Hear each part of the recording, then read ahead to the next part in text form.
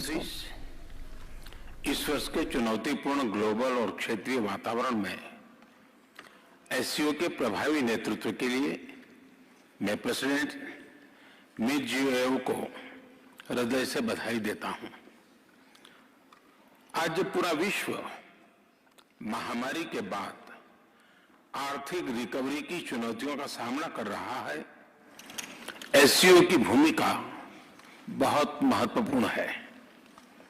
SCO के सदस्य देश वैश्विक जीडीपी में लगभग 30% का योगदान देते हैं और विश्व की 40% जनसंख्या भी एससीओ देशों में निवास करती है। भारत एससीओ सदस्यों के बीच अधिक सहयोग और आपसी विश्वास का समर्थन करता है। महामारी और यूक्रेन के संकट से ग्लोबल सप्लाई चेन्स में कई बाधाएं उत्पन्न हुई, जिसके कारण पूरा विश्व अभूतपूर्व ऊर्जा एवं खाद्य संकट का सामना कर रहा है।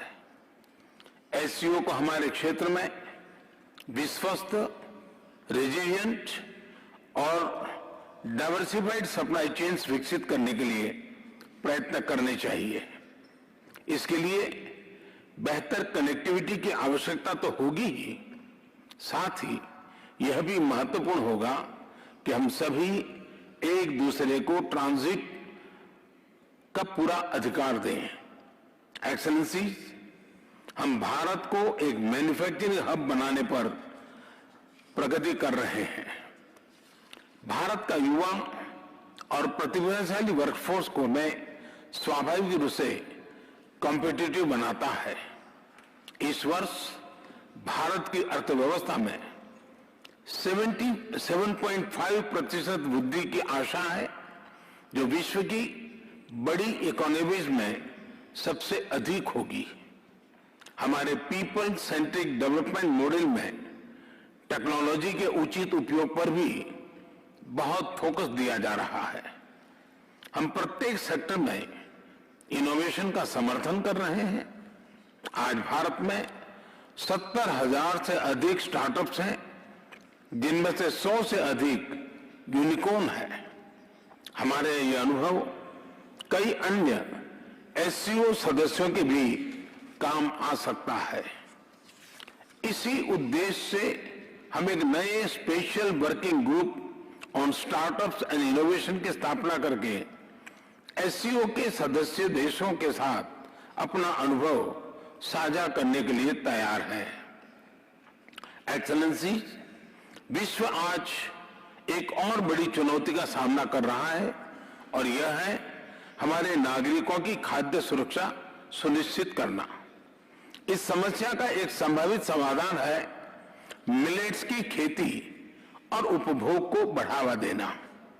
मिलेट्स एक ऐसा सुपरफूड है जो न सिर्फ एससीओ देशों में बल्कि विश्व के कई भागों में हजारों सालों से उगाया जा रहा है और खाद्य संकट से निपटने के लिए एक पारंपरिक, पोषक और कम लागत वाला विकल्प है।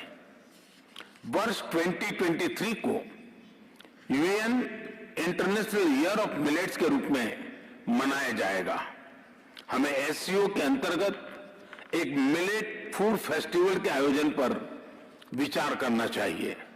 भारत आज विश्व के मेडिकल एंड वेलनेस टूरिज्म के लिए सबसे किफायती डेस्टिनेशन में से एक है। अप्रैल 2022 में गुजरात में WHO global centre for traditional medicine का उद्घाटन किया गया।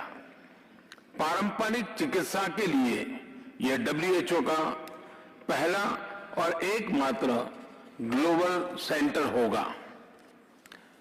हमें एससीओ देशों के बीच ट्रेडिशनल मेडिसिन पर सहयोग बढ़ाना चाहिए।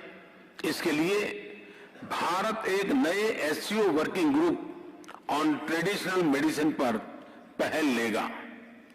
अपनी बात समाप्त करने से पहले मैं प्रेसिडेंट मेदवेदेव को आज की बैठक के उत्कृष्ट संचालन और उनके गर्मजोशी से भरे आतिथ्य के लिए फिर से धन्यवाद अदा करता हूं। बहुत बहुत धन्यवाद।